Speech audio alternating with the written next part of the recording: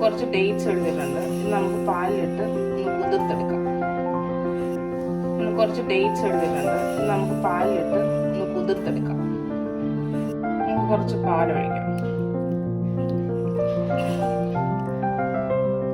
കുതിരാൻ വേണ്ടിയുള്ള പാല് മാത്രം ഒഴിച്ചാൽ മതി. നമുക്ക് ഇതിലേക്ക് മിക്സി ജാറിലേക്ക് കുറച്ച് ഓട്സ് ഇടാം. ഒരു 1/2 കപ്പ് ഓട്സ്. ഇനി ഇതിലേക്ക് നമുക്ക് കുറച്ച് നട്ട്സ് ഇടാം. ഇത് നമുക്കൊന്ന് പൊടിച്ചെടുക്കാം. നമ്മളിപ്പോൾ പൊടിച്ചെടുത്തിട്ടുണ്ട്. ഇത് നമുക്കൊരു ബൗളിലോട്ട് ഇടാം.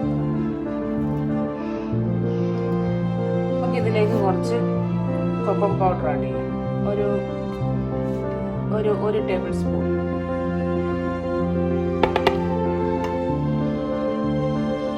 ഇനി നമ്മൾ നല്ലോണം മിക്സ് ചെയ്യാം.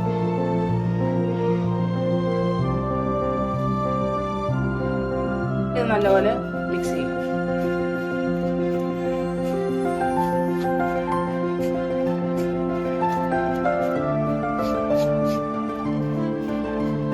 നമുക്കിതിലേക്ക് കുറച്ച് പൊടിച്ച പഞ്ചസാര ചേർക്കാം. ഇനി ഇതിലേക്ക് കുറച്ച് ബേക്കിംഗ് പൗഡർ. നമുക്കിതിലേക്ക് നേരത്തെ കുതിർത്ത് വെച്ച ഈന്തപ്പഴത്തിൻ്റെ മിക്സ് ഒഴിക്കാം. നമ്മളത് മിക്സിയിലിട്ട് അടിച്ചിട്ടുണ്ട്.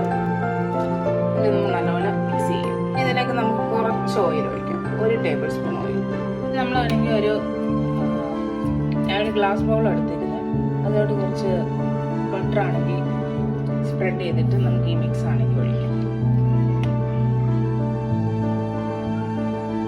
നമ്മൾ മിക്സ് ഇവിടെ ഒഴിച്ചിട്ടുണ്ട്.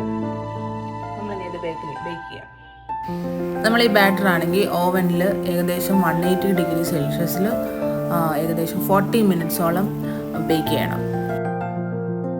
അങ്ങനെ നമ്മുടെ ബ്രൗണി ഇവിടെ റെഡി ആയിട്ടുണ്ട്. ഓട്സ് ബ്രൗണി വളരെ ഹെൽത്തി ആയിട്ടും കുട്ടികൾക്കും കൊടുക്കാൻ പറ്റുന്ന ഈസി റെസിപ്പിയാണ്.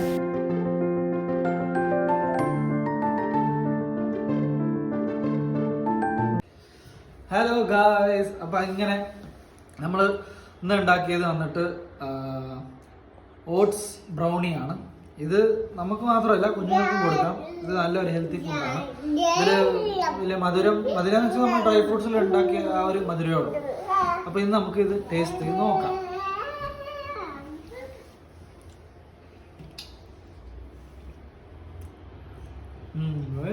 Dry ഫ്രൂട്ട്സിൻ്റെ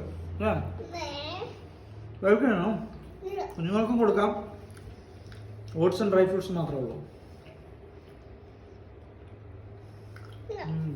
super super super.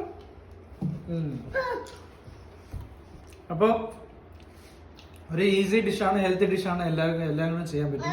അപ്പോൾ വീഡിയോ എല്ലാവർക്കും കണ്ട് ഇഷ്ടപ്പെട്ടെങ്കിൽ ലൈക്ക് ചെയ്യുക, സബ്സ്ക്രൈബ് ചെയ്യുക. ബൈ.